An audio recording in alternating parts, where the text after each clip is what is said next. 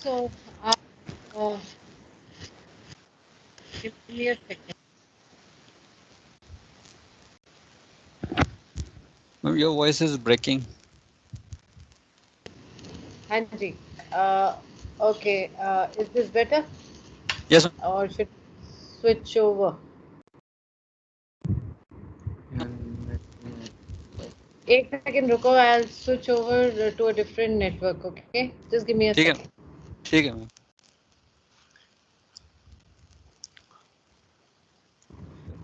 We are sitting in the same way. You can जगह pull up your. नहीं ऐसा कुछ नहीं होगा. Pull up your chair क्या? हाँ. Is this better, Manoj? Yes ma'am. Okay. अब आपने ऐसे समझाना है जैसे we have no idea, and how we are going to start is that we just have a website, and how do you start with your trainees? So tell me that. ठीक ठीक है ma'am. Basically ma'am सबसे पहले तो कि एक SEO का overview brief intro दे देता हूँ मैं. एसईओ होता क्या है? SEO basically search engine optimisation है, which is optimizing a website for the search engines. We in this we optimize a website as per the guidelines defined by the search engines. इसमें हम क्या करते हैं कि अपनी वेबसाइट में ऐसी टेक्निकलिटीज़ इम्प्लीमेंट करते हैं जिससे कि हमारी जो वेबसाइट है वो हमारे जो मेजर सर्च इंजन्स हैं लाइक गूगल, बिंग, उनके अकॉर्डिंग उनकी जो गाइडलाइंस हैं, उनकी जो एल्गोरिथम्स हैं, जो बीच बीच में गूगल एल्गोरिथम्स निकालता है, जैसे कंटेंट बेस्ड एल्गोरिथम्स होती हैं, कुछ बैकलिंक बेस्ड एल्गोरिथम्स होती हैं, जो गूगल चाहता है कि आपकी वेबसाइट इन गाइडलाइंस इन एल्गोरिथम्स के अकॉर्डिंगली आपकी वेबसाइट ऑप्टिमाइज हो. तो वो जो टेक्निकलिटीज़ हैं हम अपनी वेबसाइट में एम्बेड करते हैं in the form of Meta text, Meta content, so that our website or application becomes eligible as per their guidelines and start performing well in terms of search visibility, in terms of good keyword ranking for certain set of keywords on Google searches. ठीक है ma'am, ये तो एक basic overview हो गया SEO की कि SEO होता क्या है. Now I will come on to the different types of SEO की. एसईओ के टाइप्स क्या होते हैं? बेसिकली जो एसईओ है is divided into two different parts. First is on page SEO, second is off page SEO. So today we'll be going to cover on page SEO only. Off page SEO हम next session में cover कर लेंगे ma'am. सो जो on page SEO होता है वो basically ये होता है कि हम अपनी वेबसाइट के अंदर जो मैंने अभी आपको बताया कि टेक्निकलिटीज इंप्लीमेंट करते हैं, just like Meta tags, Meta keywords, header tags, image alt tags, जो भी सारी टेक्निकलिटीज होती हैं, जो भी हम सो दैट कि हमारी वेबसाइट एक अच्छी सी वेबसाइट बन जाए, सो दैट गूगल उसको एक अथॉरिटेटिव एप्लीकेशन के तौर पे ले and start giving good results in terms of search visibilities and in terms of keyword ranking for your website or application. ठीक है. नाउ जो हमारी वेबसाइट ऑन पेज एसईओ में जो हमारे पैरामीटर्स होते हैं, मेन पैरामीटर्स होते हैं जो हम इम्प्लीमेंट करते हैं, वो ये होते हैं. मैं आपको स्क्रीन शेयर करता हूँ, मतलब आप स्क्रीन शेयर नहीं है ना मैम आपके साथ? ठीक है, एक minute ma'am, can you see the screen? आ रही है. हाँ अब आ गई. It's visible. ठीक है. सो मैम जो हमारे ऑन पेज एसईओ के जो पैरामीटर्स होते हैं, ये बेसिक हमारे 21 पैरामीटर्स हम डिफाइन करते हैं, जो मैंने आपको ये स्क्रीन पे विजिबल कराया है कि we should have all these parameters embedded और इम्प्लीमेंटेड ऑन आवर वेबसाइट. जब ये सारे 21 पैरामीटर्स हमारी वेबसाइट पे एम्बेड होंगे, इम्प्लीमेंट होंगे, तभी हमारी वेबसाइट एक अच्छी वेबसाइट के तौर पे काउंट होगी in terms in the I of Google. ठीक है. सो इसमें जब हम स्टार्ट करते हैं ऑन पेज एसईओ, तो इसमें सबसे फर्स्ट पार्ट आता है हमारा business understanding and competitor analysis. Business understanding and competitor analysis में हम फर्स्ट ऑफ ऑल तो जब भी कभी हम एसईओ स्टार्ट करते हैं तो सबसे पहले उसका बिजनेस अंडरस्टैंड करते हैं कि उसका बिजनेस एक्चुअल में है क्या, उसके जो टारगेट ऑडियंस है, टारगेट ऑडियंस कहाँ है, उसकी उसकी बिजनेस लोकेशन, जो उसकी सेलिंग बिजनेस लोकेशन है वो कहाँ है, if it is a local business, if it is a global business और अ नेशनल बिजनेस, या तो वो सिर्फ एक सिटी में दे रहा है, देहरादून में दे रहा है, या फिर वो इंडिया में दे रहा है, या फिर वो ऑल ओवर द ग्लोब दे रहा है। तो एक उसकी बिजनेस की ओवरऑल अंडरस्टैंडिंग हम गैदर करते हैं फ्रॉम क्लाइंट साइड से, उससे उसे एक डॉक्यूमेंट सेंड करते हैं। उसके उस डॉक्यूमेंट में डिफरेंट सेट ऑफ क्वेश्चंस होते हैं, we ask different set of questions from the client so that we get a better understanding of clients business, कि उसके क्या क्या है क्या नहीं है। और इसके साथ साथ हम कॉम्पिटिटर एनालिसिस स्टार्ट करते हैं अपने क्लाइंट का, कि क्लाइंट के जो कॉम्पिटिटर्स हैं वो कौन कौन से हैं, और वो क्या क्या स्ट्रेटजी यूज़ कर रहे हैं, वो उनके वो कौन सी कहाँ पर बैकलिंक बिल्ड कर रहे हैं, वो कौन से कीवर्ड्स यूज़ कर रहे हैं। तो बेसिकली ये जो दो पार्ट्स होते हैं, बिजनेस अंडरस्टैंडिंग और कॉम्पिटिटर एनालिसिस, ये ज़रूरी होते हैं सो दैट कि वी अंडरस्टैंड इट, कि हमें आगे करना क्या है, हमारी अप्रोच किस तरह से होनी चाहिए। कि अगर हमें पता रहेगा कि हाँ भाई क्लाइंट का बिजनेस ये है, ये इस जगह पे है, बेस्ड है, और इसके जो टारगेट ऑडियंस यहाँ है, और उसके कॉम्पिटिटर कैसे वर्क कर रहा है और क्या स्ट्रेटजी इम्प्लीमेंट कर रहा है, तो हम अपनी भी जो आगे इन अपकमिंग स्ट्रेटजी है वो इफेक्टिवली बिल्ड कर पाएंगे। ठीक है ma'am. Now this second phase is the keyword research and analysis. जब हमारा ये अंडरस्टैंडिंग वाला पार्ट पूरा हो जाता है और कंप्यूटर एनालिसिस वाला पार्ट पूरा हो जाता है, उसके बाद now we move on to the keyword research and analysis part. जो keyword research and analysis part है, this is the most important part in on page SEO, because ये एक फाउंडेशन है हमारी ऑन पेज एसईओ की। अगर हमारा keyword research and analysis सही से नहीं हुआ, then will not be able to get good results। जो भी हम आगे अपनी एक्टिविटीज़ परफॉर्म करेंगे, लाइक ऑफ एज मार्केटिंग करते हैं या सोशल मीडिया मार्केटिंग करते हैं, वो हमारा कभी भी फ्रूटफुल नहीं होगा जब तक हमारा कीवर्ड रिसर्च और एनालिसिस बिल्कुल सही नहीं होगा। ठीक है। तो keyword research and analysis start करते हैं जब हम, तो उसमें सबसे पहले हम क्या करते हैं कि जो हम कीवर्ड हम पिक करेंगे, वो कीवर्ड वैसे वो highly relevant to the client business होने चाहिए। जब तक वो क्लाइंट के बिजनेस से रेलेवेंट नहीं होंगे तब तक हमारा कोई फ़ायदा नहीं होगा, क्योंकि जैसे फॉर एन एग्जांपल, अगर हमारा जो बिजनेस है वो, अगर हमारा बिजनेस है वेब डेवलपमेंट का बिजनेस है, वेब डेवलपमेंट है, और अगर हम कीवर्ड जो रिसर्च कर रहे हैं वो सिर्फ आईटी रिलेटेड कीवर्ड से कर रहे हैं, तो वो हमारे लिए फ्रूटफुल नहीं होगा, क्योंकि आईटी तो एक थोड़ा जेनरिक सा वर्ड हो गया, और जो वेब डेवलपमेंट है वो उसका अंदर का पार्ट है, it is a part of IT. So जो हमारा कीवर्ड रिसर्च है वो highly specific to the client web page या उसके जो भी कंटेंट होगा उसके बेस पे होना चाहिए। अब जो कीवर्ड रिसर्च है वो हम स्टार्ट करते हैं, उसके लिए हमारे पास टूल्स होते हैं, जो कुछ हमारे पास फ्री टूल्स होते हैं, कुछ हमारे पास ऐसे पेड टूल्स हैं। तो जो कुछ फ्री टूल्स हैं उनमें सबसे पहला टूल है कीवर्ड प्लानर टूल है। कीवर्ड प्लानर टूल है, ये गूगल का टूल है। तो ये फ्री टूल है, तो हम यहाँ से कीवर्ड रिसर्च करते हैं। कीवर्ड रिसर्च में जब हमारे पास इसमें जो टू मेन पैरामीटर्स होते हैं, थ्री मेन पैरामीटर्स होते हैं। सबसे पहला तो मैंने आपको बताया कि highly relevant to the client's business और highly relevant to the client's web page, जो भी हम जिस पेज के लिए कीवर्ड डिफाइन कर रहे हैं। जैसे अगर हमारे पास फॉर एग्जांपल हमारे पास एक iOS डेवलपमेंट का एक पेज है, तो हम उसमें iOS डेवलपमेंट से रिलेटेड ही कीवर्ड पुट सर्च करेंगे। अब सेकंड है हमारे पास एंड्रॉयड गेम डेवलपमेंट का पेज है, हम उसमें एंड्रॉयड गेम डेवलपमेंट से रिलेटेड ही पेज सर्च करेंगे। दैट मीन्स कि आपकी वेबसाइट में अगर डिफरेंट पेजेस हैं, तो हम उन डिफरेंट पेजेस के लिए different set of keywords define करते हैं। iOS के लिए iOS से रिलेटेड कीवर्ड्स, एंड्रॉयड के लिए एंड्रॉयड से रिलेटेड कीवर्ड्स। तो ये तो एक फर्स्ट क्राइटेरिया हो गया कीवर्ड सर्च का। Second is when we pick a keyword from any tool like Keyword Planner or Href tool, then we see the average monthly searches of that particular keyword. Average monthly searches की उस particular keyword के average monthly searches कितने हैं हमारे एक specific, जैसे। और जब हम कीवर्ड रिसर्च करते हैं तो हम ये भी सेट करते हैं कि वो हम कीवर्ड किस लोकेशन के लिए यूज़ कर रहे हैं। अगर हमारा लोकल बिजनेस है, अगर वो हमारा सिर्फ देहरादून तक कन्फाइंड है, तो हम जो इसमें लोकेशन सेट करते हैं उसमें हम लोकेशन देहरादून सेट करेंगे। अगर वो हमारा बिजनेस, जैसे ये मैंने यूएस कंट्री सेट किया हुआ है, अगर हमारे पूरी यूएस कंट्री के अंदर हमारा बिजनेस है, तो हम जो टारगेट लोकेशन सेट करेंगे वो यूनाइटेड स्टेट्स कर देंगे।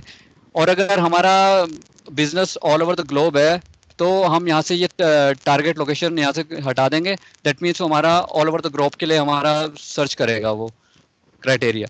ठीक है। ठीक है मैम। ठीक तो है। जो एवरेज मंथली सर्चेज हैं वो आपको ये दिख रहे होंगे, जैसे ये गेम डेवलपमेंट कंपनी मैंने कीवर्ड सर्च किया था, तो इसके जो एवरेज मंथली सर्चेज है वो दिखा रहा है 100 to 1K। ठीक है, ये तो एक इसके एवरेज मंथली सर्चेज है। देन इसके बिसाइड ये हमारा कंपटीशन लेवल है इस कीवर्ड का। इस कीवर्ड का कंपटीशन लेवल यहाँ पर लो दिखा रहा है। तो जब हम कीवर्ड रिसर्च करते हैं तो जो 3 पैरामीटर्स बताए थे, एक तो highly relevance to your web page और योर बिजनेस, एक तो वो क्राइटेरिया होगा, दूसरा हो गया हमारा एवरेज मंथली सर्चेस, और तीसरा हो गया कंपटीशन। अब हम जब कीवर्ड पिक करेंगे तो हम ये देखेंगे कि जो आपके कीवर्ड है उसकी एवरेज मंथली सर्चेस ठीक ठाक होनी चाहिए, मतलब ऐसा भी नहीं होनी चाहिए ज़्यादा हो या फिर कमी हो। और जो उसकी कंपटीशन है, कंपटीशन लेवल हम लो ही प्रिफर करते हैं, बिकॉज अगर हमारा किसी कीवर्ड का कंपटीशन हाई हो गया तो वो हमारे लिए उस कीवर्ड को रैंक करना बहुत मुश्किल हो जाएगा।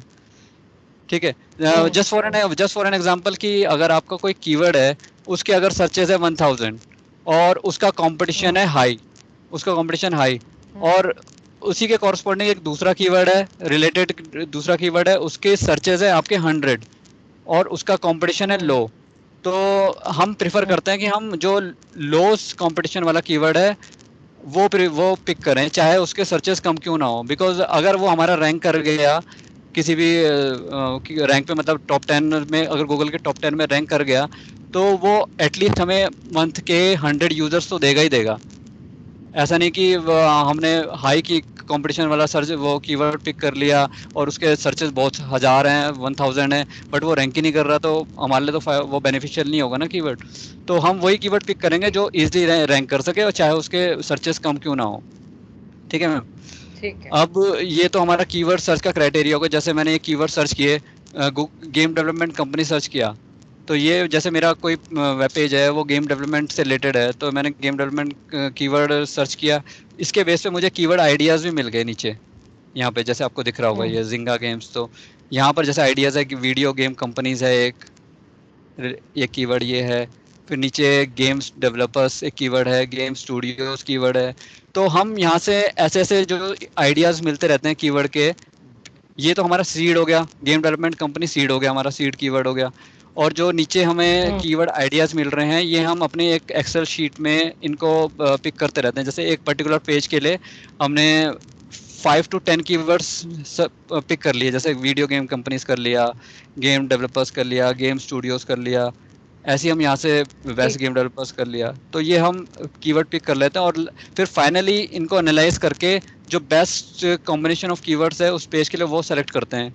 और किसी भी पेज के लिए हम बेसिकली 2 to 3 कीवर्ड्स पिक कर सकते हैं, क्योंकि जो हमारा मेटा टाइटल और मेटा डिस्क्रिप्शन होता है उसके बारे में मैं अभी आपको आगे बताऊंगा। वो मेटा टाइटल और मेटा डिस्क्रिप्शन एक मैं थोड़ा ओवरव्यू दे देता हूँ। मेटा टाइटल ये होता है जो हमारा गूगल पे ये आपको दिख रहा होगा, hire game app developers game development company, ये मेटा टाइटल होता है। और जो उसके नीचे ब्लैक कंटेंट है ये हमारा मेटा डिस्क्रिप्शन होता है। तो इनकी मेटा टाइटल की एक सेट लिमिट होती है कि ये 65 कैरेक्टर से ज़्यादा नहीं ले सकते, अदरवाइज ये ट्रंकेट कर जाएगा। तो वो हमारे लिए कोई फ़ायदा नहीं है उसका कि हम ज़्यादा कीवर्ड लें। तो बेसिकली हम एक वेब पेज के लिए 2 to 3 कीवर्ड्स ही पिक करते हैं फाइनली, जो हम सेलेक्ट करते हैं, अप्रूव होते हैं जो हमारे पास। ठीक है मैम। अब ठीक है। अब हमारे पास जैसे हमने ये तो कीवर्ड मैंने आपको बता दिया किस तरह से कीवर्ड रिसर्च करते हैं, किस तरह से कीवर्ड एनालिसिस करते हैं। अब कीवर्ड रिसर्च और एनालिसिस के हमारे पास और टूल्स भी हैं, जैसे SEM रश एक टूल है, वो पेड टूल है। और ऐसी एक हमारे पास टूल है ये Hrefs, ये एक पेड टूल है। ये हमने इवोन ने इसका सब्सक्रिप्शन ले रखा है। तो होता क्या है कि जो कीवर्ड प्लानर टूल है वो एक्यूरेट, मतलब डाटा कुछ हाइड करता है, जैसे बिल्कुल एग्जैक्ट डाटा नहीं दिखाता। उसने इसी कीवर्ड के लिए गेम डेवलपमेंट कंपनी के लिए रेंज दिखाई थी 100 to 1K। अब यहाँ पर जो हमें डाटा दे रहा है बिल्कुल एग्जैक्ट दे रहा है कि 700 ग्लोबल वॉल्यूम है इसका कीवर्ड का। तो बेसिकली हम अपना ये पेड टूल यूज़ करते हैं, इसी के थ्रू हम कीवर्ड रिसर्च करते हैं। मतलब इसमें हमारा सर्चेस का ये हो गया ग्लोबल वॉल्यूम, और जैसे वहाँ पर कंपटीशन था हाई मीडियम लो, ऐसे ही यहाँ पर हमारा इसकी कीवर्ड डिफिकल्टी शो करता है। यहाँ पर जैसे इसकी 41 कीवर्ड डिफिकल्टी दिखा रखी है, this is hard keyword to rank on Google. इसने इसमें नीचे कमेंट भी दे दिया कि we estimate that you will need to backlink from 58 websites to rank in top 10 for this keyword. तो इसने एफर्ट भी बता दिया कि हमें इतना एफर्ट करना पड़ेगा इस कीवर्ड के लिए, तब ये हमारा कीवर्ड रैंक करेगा टॉप 10 रिजल्ट्स में गूगल पे। तो ये बेसिकली हमारा पेड टूल है, तो इसलिए इससे हेल्प मिलती है हमें कीवर्ड रिसर्च के लिए। ठीक है, ठीक है। और ये इसका साल का नाउ कितना होता है? ये पेड टूल का कितना पैसा लग रहा है हमारा? मैम ये तो सुमित सर को पता है, मेरे को पता नहीं है मैम। ठीक है, ठीक। वो सर ने ले रखा है सब्सक्रिप्शन। अच्छा, ठीक है मैम, तो ये फर्स्ट 2 फेजेस हो गए हमारे ऑन पेज एसईओ के। After that we have SEO friendly URLs.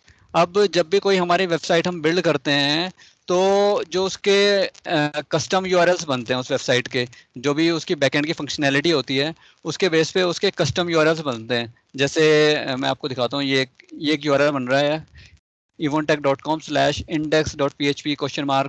Option equals to com, ये कुछ ऐसा डमी सा कंटेंट है, ये पैरामीटर्स हैं, एंड इक्वल्स टू आईडी। तो गूगल क्या कहता है, गूगल इन ऐसे यूआरएल्स को प्रेफर नहीं करता। गूगल कहता है कि मेरे को ऐसे यूआरएल्स नहीं चाहिए। ठीक है, तो इस केस में हम क्या करते हैं, इस केस में हम अपने जितने भी वेबसाइट के वेब पेजेस हैं, उनके यूआरएल्स को हम एसईओ फ्रेंडली बनाते हैं। ठीक है, या तो हम इनको मैनुअली बना सकते हैं एसईओ फ्रेंडली, या फिर हमारे पास प्लगइन्स आते हैं, जैसे वर्डप्रेस में हमारा वो all in one SEO plugin है, वो यूज़ कर सकते हैं। ऐसे ही हमारा ये, जैसे हमारी वेबसाइट इवोन की है, ये जूमला पे बनी हुई है, तो इसमें भी प्लगइन है एसईओ का। तो उसके थ्रू हमारा जो यूआरएल है वो हमारा एसईओ फ्रेंडली बन जाता है। मैं आपको दिखाता हूँ, ये हमारा डॉटनेट का पेज है। ये मैंने आपको कस्टम यूआरएल दिखाया। मैं आपको इसको एसईओ फ्रेंडली यूआरएल दिखाता हूँ कि इसको एसईओ फ्रेंडली यूआरएल कैसे बना है हमारा।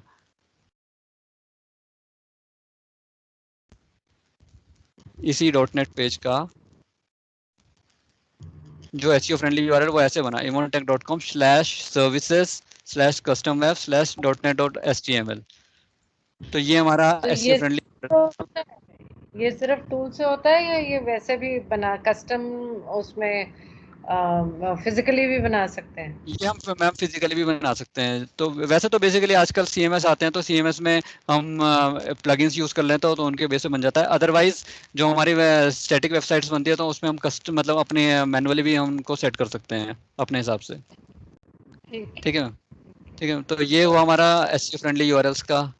नाउ अब हम आते हैं फोर्थ पॉइंट पे, कि जो हमारा मेटा टाइटल है और मेटा डिस्क्रिप्शन है।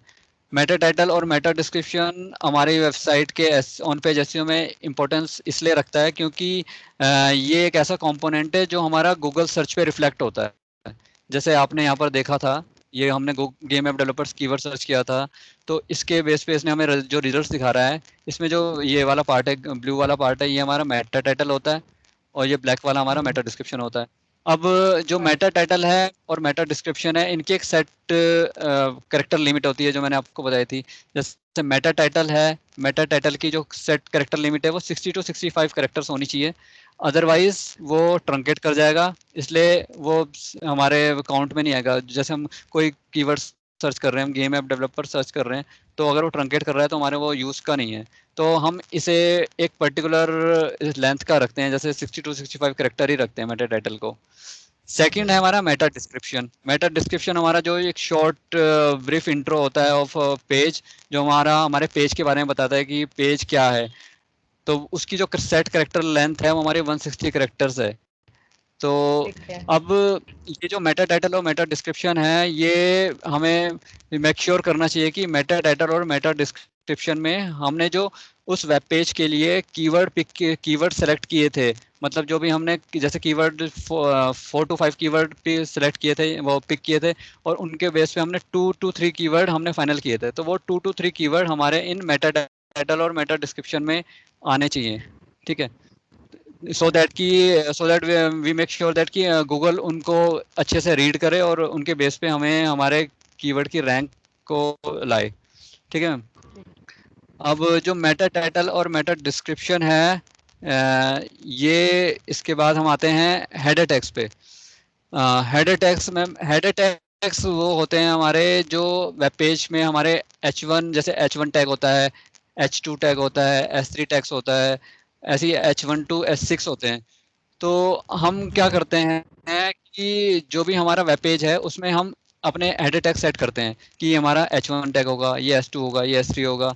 अब ऑन पेज एसईओ में गूगल क्या कहता है, गूगल ये कहता है कि आपके वेब पेज के अंदर जब भी कोई H1 टैग लगेगा तो वो H1 टैग सिर्फ एक होना चाहिए आपके वेब पेज पे, और बाकी जो S2 टैग है वो 2 भी हो सकते हैं, 3 भी हो सकते हैं, बाकी S3 भी 2 या 3 भी हो सकते हैं, बट जो H1 टैग है ये हमेशा सिर्फ एक ही होगा, क्योंकि गूगल कहता है कि जो भी H1 टैग है वो आपको पेज, जो एक्चुअल पेज है उसके बारे में बता रहा है कि एक पेज किस बारे में है। जैसे फॉर एग्जांपल मैं आपको ये वाला पेज दिखाता हूँ, हमारा लॉजिक सिंप्लीफाइड का पेज है, न्यू गेम्स का। तो इसमें हमने जो मेन मेजर कीवर्ड है हमारा वो गेम ऐप डेवलपर्स कीवर्ड है। आपको ये ब्राउजर बार पे दिख रहा होगा, गेम ऐप डेवलपर, ठीक है मैम, ये हमारा मेन कीवर्ड है। तो हमने मेक श्योर किया कि ये हमारा हाँ, गेम ऐप डेवलपर कीवर्ड है। हेलो कहाँ नहीं दिखा, नहीं दिखा, कहाँ? Ma'am, browser bar on the top. Yes, I'm seeing browser logic simplified new games, right? Ma'am उससे ऊपर जो ये हमारे आपको स्क्रीन दिख रही होगी, ये अच्छा, हायर मोजिला फायरफॉक्स लिखा है मैम जहाँ पे। हाँ, hire game app developer, Mozilla Firefox. तो मैम एक्चुअल में जो हमारा ये वाला न्यू गेम्स वाला पेज है, इसमें जो हमारा टारगेट कीवर्ड है वो गेम ऐप डेवलपर है। तो हमने क्या किया हुआ है, हमने अपना जो गेम ऐप डेवलपर कीवर्ड है वो मेक श्योर किया कि वो मेटा टाइटल में आए। आपको दिख रहा होगा मेटा टाइटल में गेम ऐप, हायर हाँ, गेम ऐप डेवलपर है, तो इसमें हमारा गेम ऐप डेवलपर टाइटल में है। यही गेम ऐप डेवलपर हमने मेटा डिस्क्रिप्शन में भी लिखा हुआ है, जो मैंने आपको मेटा डिस्क्रिप्शन दिखाया था गूगल पे। फिर जब मैंने आपको एच हेडर टैग्स की बात करी कि हेडर टैग्स हमारा साइट पे एक ही होना, ये हमारा ये जो है ये हेडर टैग है, ये H1 हेडर टैग है। इसमें भी हमने अपना मेन कीवर्ड, फोकस कीवर्ड ले रखा है गेम ऐप डेवलपर, ठीक है मैम। हम्म, तो हम मेक श्योर करते हैं कि हमारा जो मेन कीवर्ड है वो टाइटल में है, मेटा टाइटल में है, मेटा डिस्क्रिप्शन में आए, और हमारा H1 हेडर टैग्स में आए, सो दैट कि गूगल के लिए कंफ्यूजन ना हो कि हमारा ये पेज किस बारे में है। अभी हमें बता रहा है कि ये गेम ऐप डेवलपर्स के लिए ही है पेज, ठीक है, गेम ऐप डेवलपर्स का पेज है ये, ठीक है मैम। और ठीक। बाकी इसमें S2 टैग्स हैं, ये जो ये दिख रहे हैं आपको, ML AI bots, IoT games, तो ये हम एक से ज़्यादा ले सकते हैं, but we have to make sure that कि we have only one H1 tag set for a particular web page. Okay ma'am. Hmm, okay. Now after header tags, we have image alt tags. Image alt tags basically, image alt tags क्या होता है? Image alt tags alternate text होते हैं for an image. अब जैसे हमारी ये website है, इसमें आपको जैसे ये है, ये एक इमेज है, हम्म, व्यू पेज इन्फो। हम्म,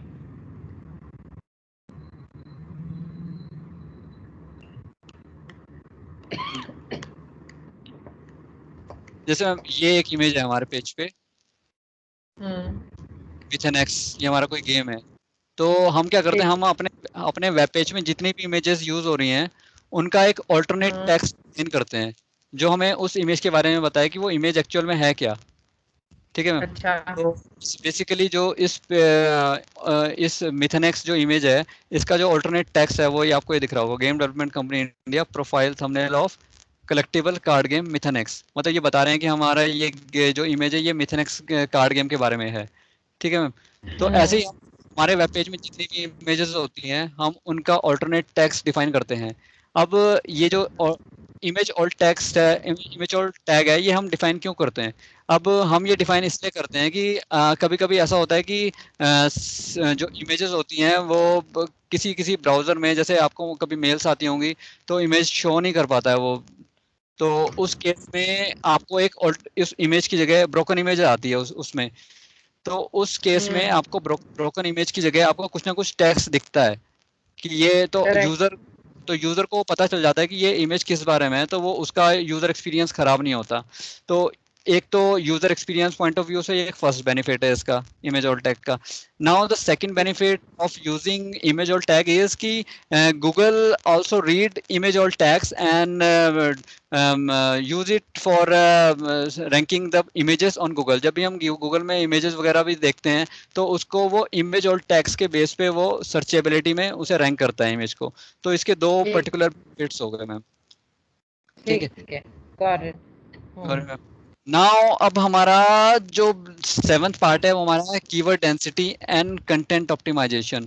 अब जो हमारा कीवर्ड डेंसिटी है और कंटेंट ऑप्टिमाइजेशन है वो ये है कि हमारा जो भी वेब पेज का कंटेंट है, जैसे हमारा ये न्यू गेम्स का पेज है, इसमें जितना भी हमने कंटेंट लिखा हुआ है ऊपर से लेकर नीचे तक जितना भी कंटेंट है, हम इसको ऑप्टिमाइज करें सो दैट गूगल इसको अथॉरिटेटिव पेज ट्रीट करे एंड रैंक अच्छी तरह से इसे अपने गूगल सर्च पे रैंक करे।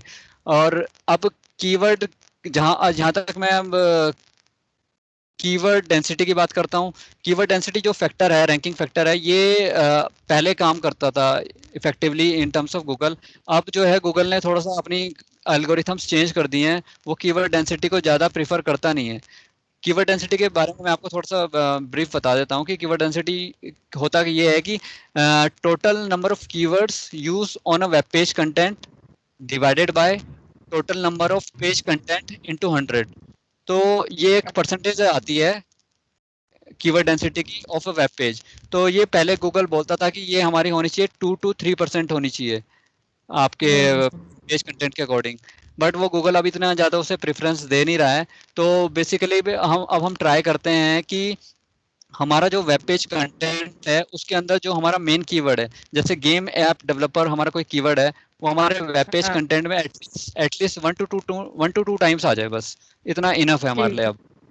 अब गूगल ने ये इसलिए किया कि गूगल ने अपना जो एल्गोरिथम है वो इस हिसाब से चेंज किया है कि उसने बोला कि अपने जो वेब पेज का कंटेंट है उसको अच्छी तरह से ऑप्टिमाइज करो। ऑप्टिमाइज इन द सेंस कि आपका जो वेब पेज कंटेंट है, आपके वेब पेज कंटेंट के अंदर जो आपका मेन टारगेट कीवर्ड है, जैसे हमारा फॉर एग्जांपल हमारा गेम ऐप डेवलपर का ही पेज है, तो इसमें वो गूगल कहता है कि आपका जो मेन कीवर्ड है वो तो होना ही चाहिए पूरे पेज के कंटेंट के अंदर। जैसे गेम ऐप डेवलपर है, वो एग्जैक्ट मैच होना चाहिए, एग्जैक्ट मैच होना चाहिए 1 to 2 टाइम्स।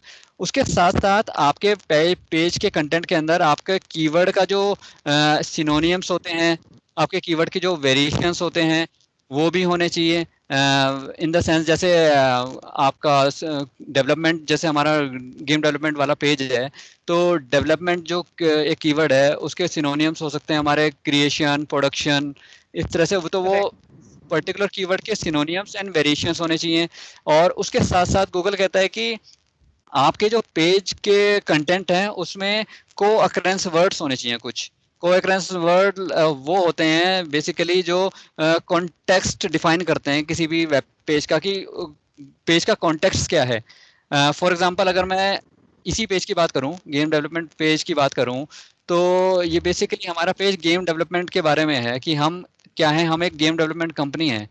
तो अब गेम डेवलपमेंट जो कीवर्ड है वो बेसिकली गेम डेवलपमेंट कीवर्ड अगर गूगल पे सर्च होगा तो गेम डेवलपमेंट कीवर्ड वो एक जैसे कोई लर्नर है जो गेम डेवलपमेंट सीखना चाहता है वो भी सर्च कर सकता है।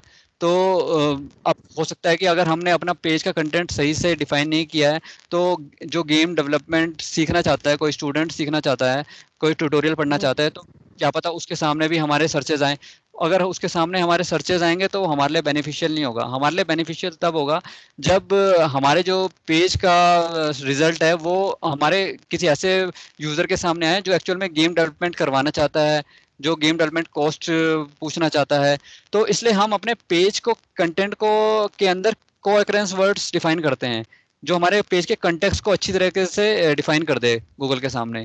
तो जस्ट लाइक फॉर एग्जांपल हमारा जो गेम डेवलपमेंट पेज है तो हम इसमें game development solutions, game development services, game development consulting, game development cost, इस तरह के कोअकरेंस वर्ड डिफाइन कर देंगे जिससे गूगल कभी कंफ्यूज नहीं होगा कि हमारा पेज एक्चुअल में किस यूजर के लिए है। तो ये वर्ड्स हमारे, इस तरह के वर्ड्स हमारे पेज में होने चाहिए सो दैट कि गूगल कभी कंफ्यूज ना हो और हमें अच्छी तरह से सही जगह पे हमारे रैंक करे। ठीक है। तो ये तो हमारा keyword density and content optimization हो गया। तो जो कंटेंट ऑप्टिमाइजेशन का एक पार्ट ये भी है कि हम हमारा जो भी पेज है और मतलब उसमें जो भी हम कीवर्ड यूज कर रहे हैं वो मेक श्योर करें कि हम मेटा टाइटल में हो, मेटा डिस्क्रिप्शन में हो, H1 हेडर टैग्स में हो, हमारे वेब पेज कंटेंट के अंदर हो पूरा। तो ये एक बेसिक गाइडलाइंस होती है कंटेंट ऑप्टिमाइजेशन की।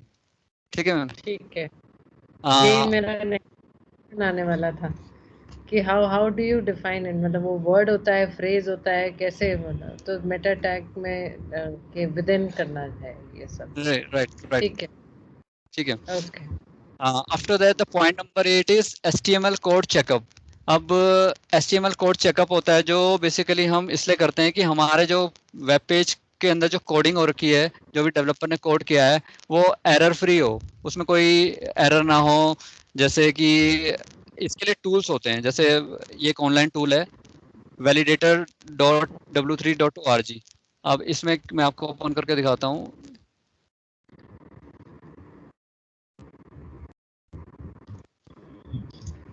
अब इसमें हम क्या करते हैं, इसमें सिंपली हम अपना वेब पेज का यूआरएल यहाँ एम्बेड करेंगे, इसको चेक करेंगे तो ये हमें यहाँ पर नीचे बता देगा कि हमारी वेबसाइट में की जो कोडिंग है उसमें कितने एरर्स हैं, कितनी वार्निंग्स हैं। तो बेसिकली जो हमारे जैसे कोई भी कोडिंग एरर है कि कहीं कोड में एरर है तो वो हमारे यहाँ पर रिफ्लेक्ट हो जाता है। तो ये हम यहाँ से चेक करके डेवलपर को इंटीमेट करते हैं कि हाँ your page contains this type of errors, तो उन एरर्स पे वर्क करना है सो दैट हमारा पेज बिल्कुल एरर फ्री हो जाए। तो जैसे इसमें वार्निंग दिखा रहा है तो वार्निंग इतना ज़्यादा मैटर नहीं करती। अगर हमारे पेज पे कहीं एरर शो कर रहा है तो वो error has to be rectified from the development side. ठीक है मैम। ठीक। After that we have sitemap.xml। अब sitemap.xml हमारा क्या होता है, sitemap.xml हमारा एक कलेक्शन ऑफ यूआरएल्स होता है in the form of XML format. ये sitemap.xml होता है बेसिकली कलेक्शन ऑफ यूआरएल्स होता है जो भी हमारी वेब पेज के वेबसाइट के अंदर जितने भी यूआरएल्स होते हैं उनका कलेक्शन होता है कि गूगल को एक जगह पे हमारे जितने भी यूआरएल्स हैं सब एक जगह पे मिल जाएं हायरार्किकल ऑर्डर में, so that it will be easier for Google bot और रोबोट। जब भी गूगल का रोबोट होता है जो क्रॉलर होता है हमारी वेबसाइट पे आता है तो वो इजीली हमारे वेब पेज के यूआरएल्स को पढ़ ले कि हाँ भाई हमारी वेबसाइट पे we have our website has such type of this type of URLs listed, so that वो उन्हें क्रॉल करे और उन्हें अपने गूगल के इंडेक्स अपने गूगल के डाटाबेस में इंडेक्स कर ले इजीली। तो it is basically use for easier indexing of our web pages, of our complete web pages on Google's database.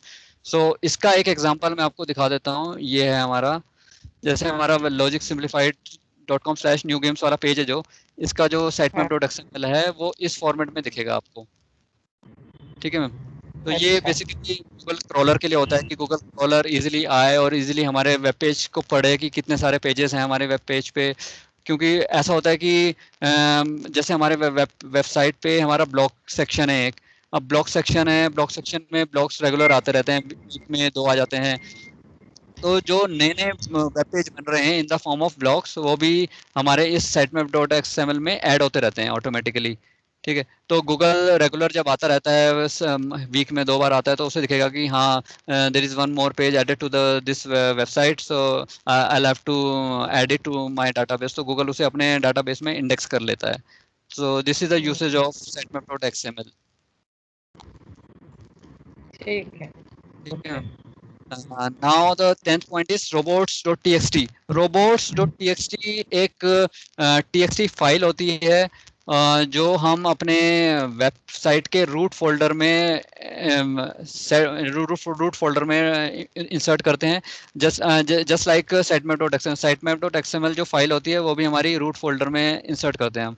तो जो robots.txt फाइल का यूज़ होता है वो ये होता है कि कुछ ऐसे यूआरएल्स होते हैं हमारी वेबसाइट पे जो हम चाहते हैं कि गूगल उन्हें क्रॉल ना करे।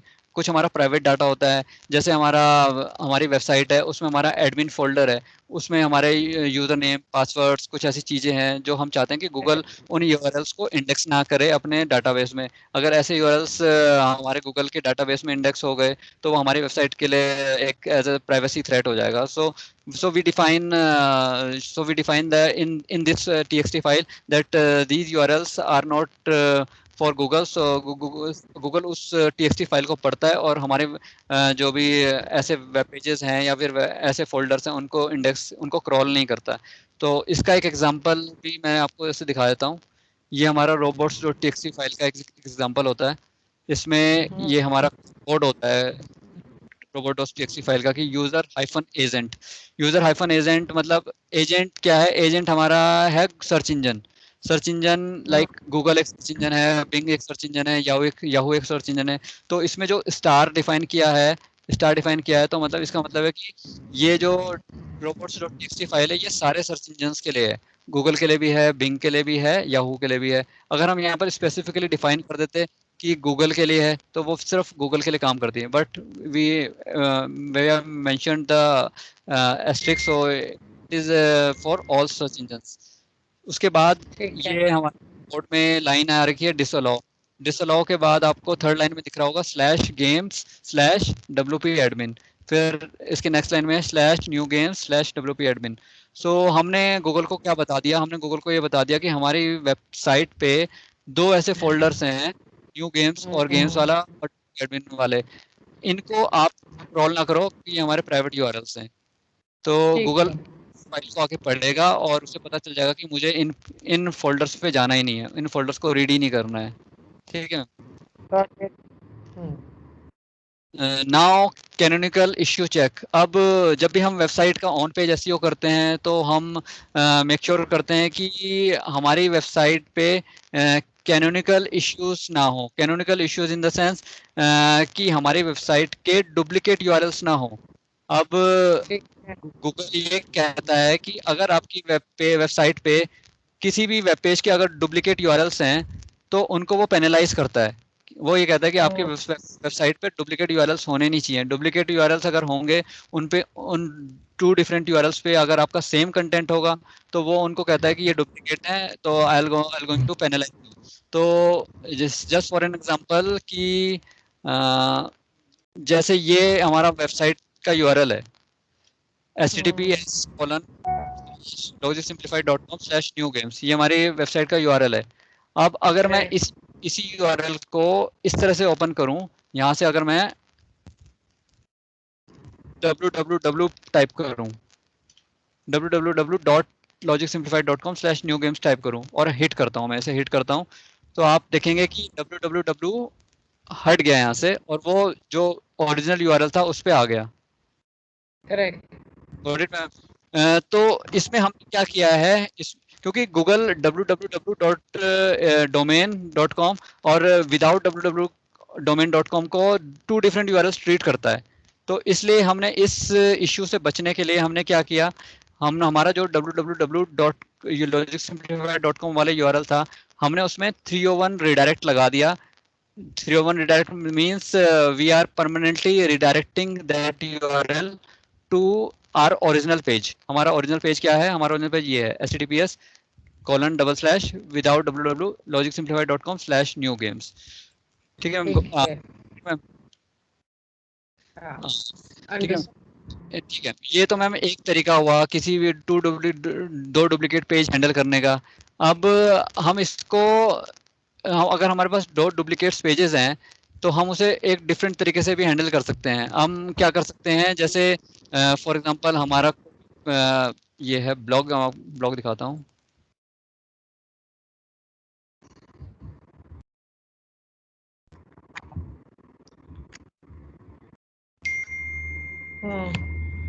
जैसे ये हमारा कोई एक ब्लॉग है logicsimplified.com/5 best HTML game development frameworks। अब इसका जो यूआरएल है आप देख रहे होंगे इस तरह से आ रहा है, to choose for your game idea. अब हो सकता है कि हमारी वेबसाइट की जो इंटरनल फंक्शनैलिटी है उसकी वजह से कुछ इस तरह के यूआरएल्स भी बन जाएं, जैसे क्वेश्चन मार्क item id = 234। हो सकता है कि इस ऐसा भी यूआरएल आपका इसी पेज का बन जाए। तो उस केस में क्या हुआ, ये दो दो डिफरेंट यूआरएल्स हो गए, ठीक है। तो दो डिफरेंट यूआरएल्स, उनके अंदर सेम कंटेंट है, और तो गूगल इसे डुप्लीकेट यूआरएल ट्रीट करेगा और पेनलाइज करेगा। इसलिए हम क्या करते हैं, जो हमारा ये डुप्लीकेट यूआरएल है, ये डुप्लीकेट यूआरएल आइटम आईडी वाला यूआरएल है, हम इस यूआरएल के जो सोर्स होता है उसमें हम कैनोनिकल टैग डिफाइन करते हैं। कैनोनिकल टैग, तो जो हमारा डुप्लीकेट यूआरएल था ये वाला आइटम आईडी वाला, अभी अभी तो हमारा ये डुप्लीकेट नहीं है, बस मैं जस्ट आपको एग्जांपल करके दिखा रहा हूँ। इसमें हमने कैनोनिकल टैग डिफाइन किया कि rel equals to canonical href, ये जो यूआरएल आपको दिख रहा है, this is our original URL, ठीक है मैम। अगर आपके कितने भी डिफरेंट पेजेस हो गए, जैसे आइटम आईडी वाला हो गया या फिर कोई और हो गया, जैसे आपको पेजिनेशन वाले यूआरएल आ जाते हैं, page equals to 1, page equals to 2, इस तरह के अगर यूआरएल आ जाते हैं और उनमें सेम कंटेंट होता है, तो उनको हम कैनोनिकल टैग लगा के हैंडल करते हैं। तो इसमें हमने कैनोनिकल टैग लगाया और इसमें यहाँ डिफाइन कर दिया कि हमारा जो ओरिजिनल यूआरएल है वो ये है बस। तो गूगल उनको उन डुप्लीकेट पेजेस में जाके देख लेगा कि हाँ भाई इन्होंने कैनोनिकल टैग लगाया है, इसलिए ये डुप्लीकेट है और ओरिजिनल ये है, इसलिए गूगल फिर हमें पेनलाइज नहीं करेगा। ठीक है, ठीक है मैम। अब ब्रोकन लिंक्स पे आते हैं हम। ब्रोकन लिंक्स, अब हमारी जैसे वेबसाइट है, हमारी वेबसाइट में हम चेक करते हैं कि हमारी वेबसाइट के अंदर कोई भी ब्रोकन लिंक्स ना रह जाएं। ब्रोकन लिंक्स लाइक जो हमारा 404 पे जाते हैं, जैसे कोई हमारा वेब पेज है, ये वेब पेज है, इसमें जैसे हमने ये लिंक लगा रखे हैं, जैसे ये लिंक है HTML5 for immersive gaming experience. अब हो सकता है कि इसके क्लिक पे जो यूआरएल खुले वो 404 चला जाए। अगर ऐसा होता है तो दैट मीन्स आर वेबसाइट और web page has broken link. तो हम क्या करते हैं कि हम मेक श्योर करते हैं कि our website do not contain any broken link जो 404 पे ना आ जाए। अगर ऐसा कुछ है तो हम उसे फिक्स करें, या तो उसे सही पेज पे सही लिंक उसका एम्बेड करें, या फिर उसे किसी होम या फिर हम उसे होम पेज पे रिडायरेक्ट कर दें 301 रिडायरेक्ट लगा के, ठीक है। ठीक है। After that the 13 point is internal linking structure. अब हमारा जो वेब पेज होता है, उस गूगल कहता है कि हमारे वेब पेज के अंदर इंटरनल एंड एक्सटर्नल बहुत लिंकिंग स्ट्रक्चर होने चाहिए।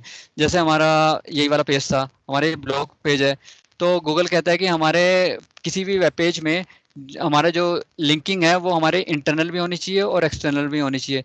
इंटरनल मीन्स कि वो हमारे वेब पेज के हमारी जो वेबसाइट है उसके अंदर जानी चाहिए, और जो एक्सटर्नल लिंकिंग है, जैसे कुछ एक्सटर्नल वेबसाइट्स हैं उन पे भी जानी चाहिए, कुछ अथॉरिटी वेबसाइट्स होती हैं उन पे भी जानी चाहिए।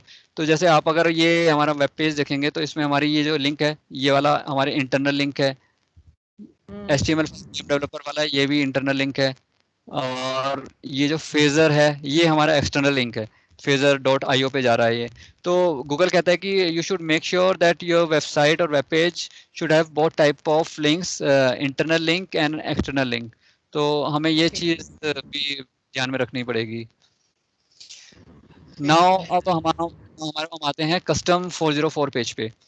अब 404 पेजेस बेसिकली वो होते हैं जब भी आपके वेब पेज पे वो कंटेंट नहीं मिलता किसी भी यूज़र को। जैसे फॉर एग्जांपल हम इस पे जाते हैं,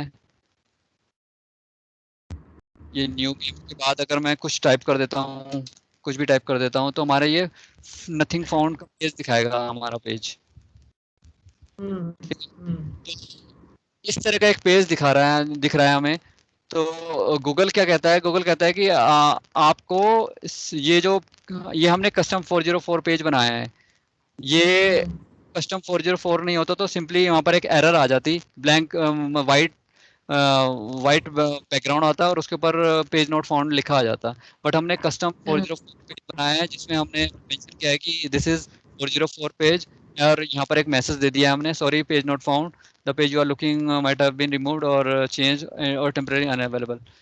तो गूगल कहता है कि हमें किस तरह के कस्टम 404 पेज बनाने चाहिए जिससे कि यूज़र एक्सपीरियंस खराब ना हो, यूज़र यहाँ है, यूज़र को पता चले कि हाँ भाई एक्चुअल में हुआ क्या है। और साथ साथ इसके जैसे यहाँ पर स्पेस है तो यहाँ पर हम और लिंक्स भी एम्बेड कर सकते हैं कि you may also visit these links. तो उससे क्या होगा, उससे यूज़र का एक्सपीरियंस खराब नहीं होगा।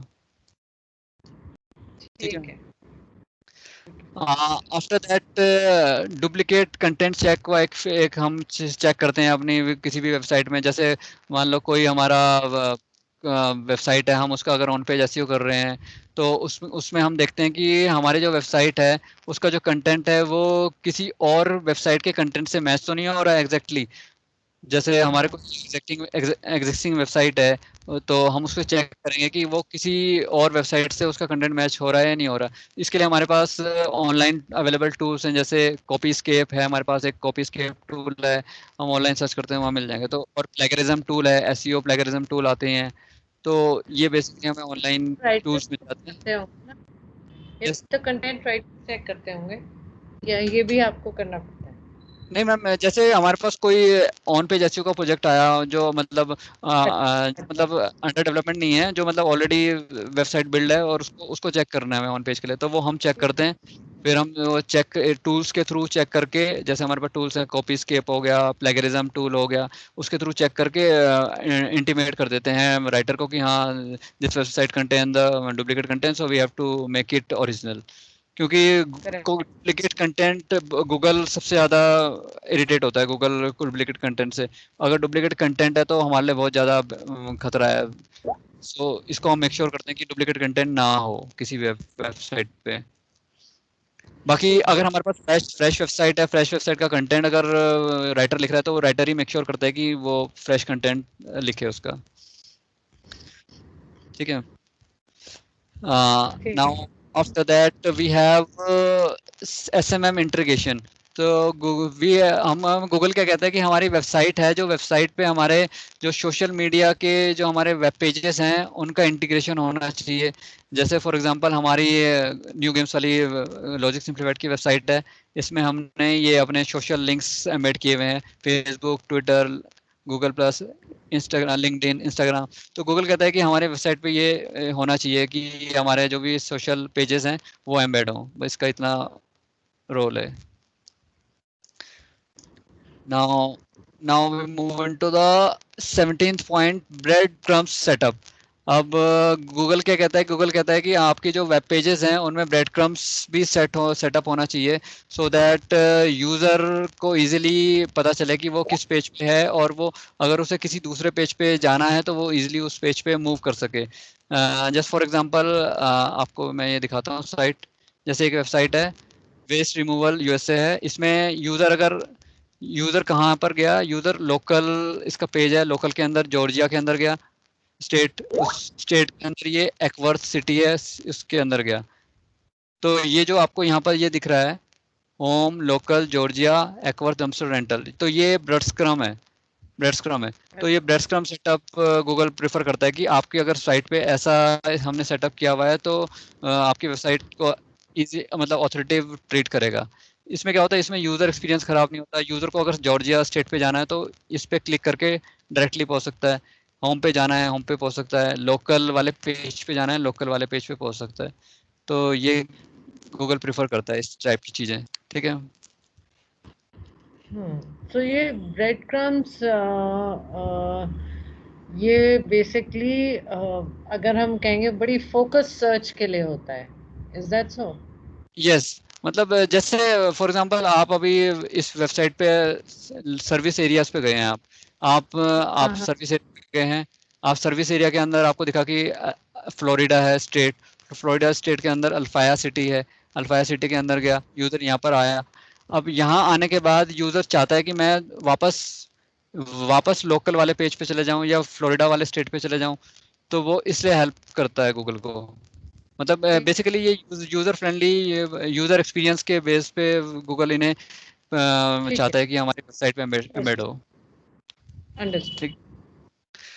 Now the next thing is schema setup. Schema setup is what schema is the structured data representation of your web page।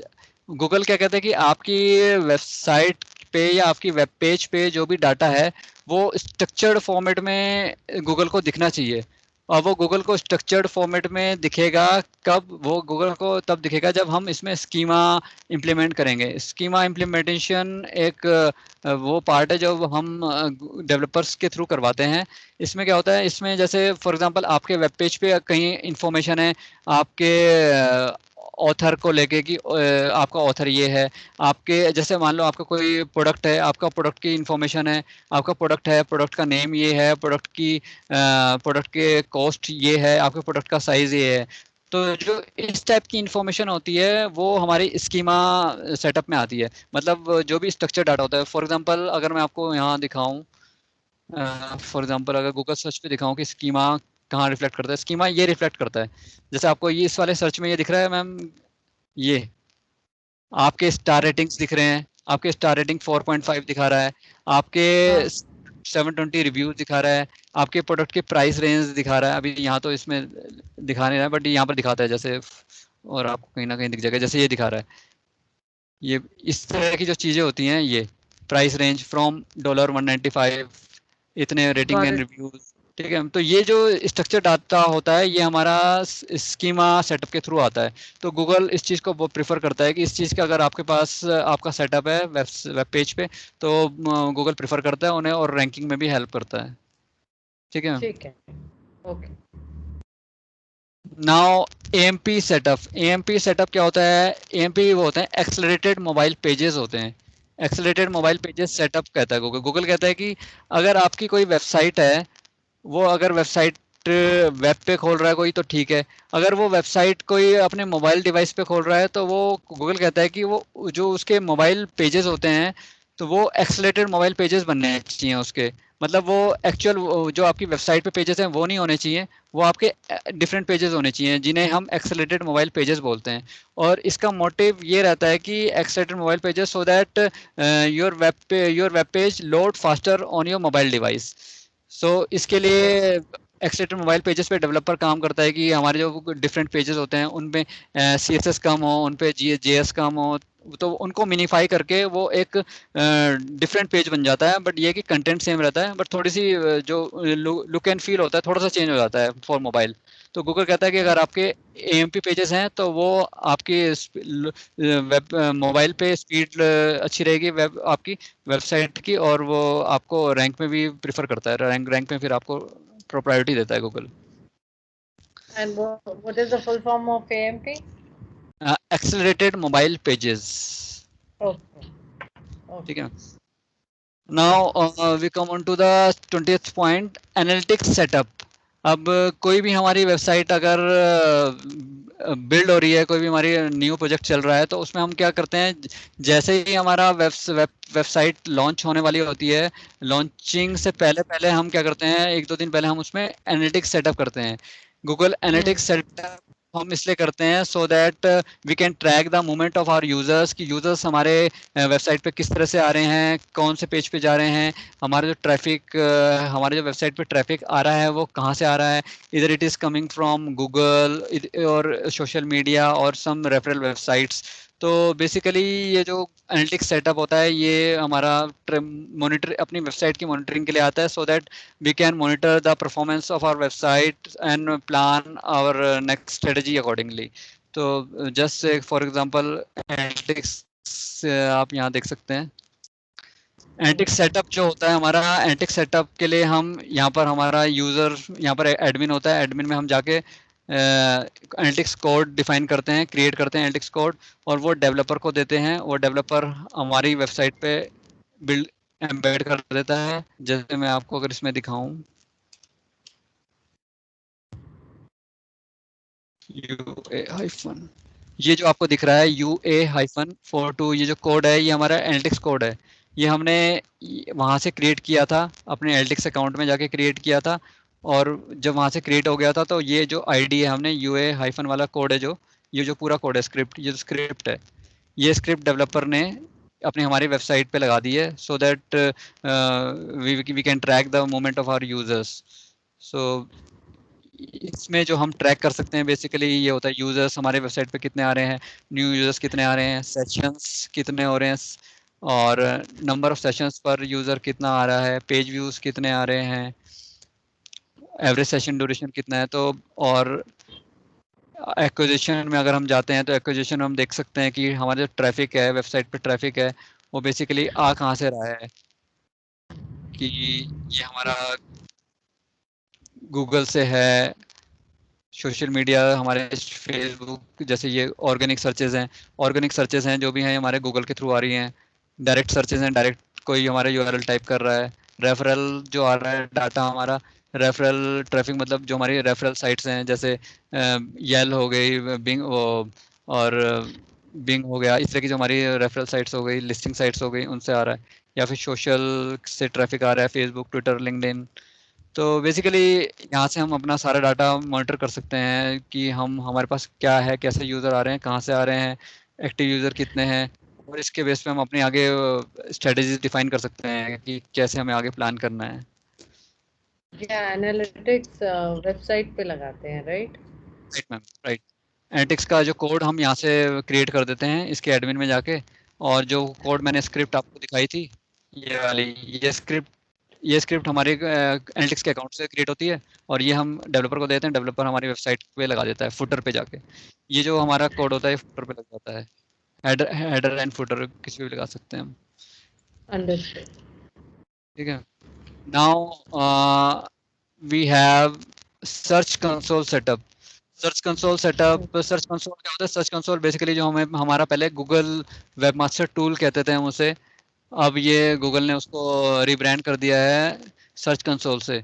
तो सर्च कंसोल सेटअप बेसिकली क्या होता है? सर्च कंसोल सेटअप होता है हमारी वेबसाइट के जो भी उसके सर्चेज, मतलब जो भी उसकी सर्चेज में मॉनिटरिंग हो रही है, जैसे उसके कौन से कीवर्ड्स कहाँ रैंक कर रहे हैं, कौन सी कंट्री से डाटा आ रहा है, और हमारी वेबसाइट में जो भी एरर्स वगैरह आती हैं वो हमें गूगल सर्च कंसोल में मिल जाती हैं। जैसे अगर हमारे 404 पेजेस आ रहे हैं वेबसाइट पे, तो गूगल हमें बताता है कि आपकी वेबसाइट पे 404 पेजेस हैं, आप उन्हें फिक्स करो।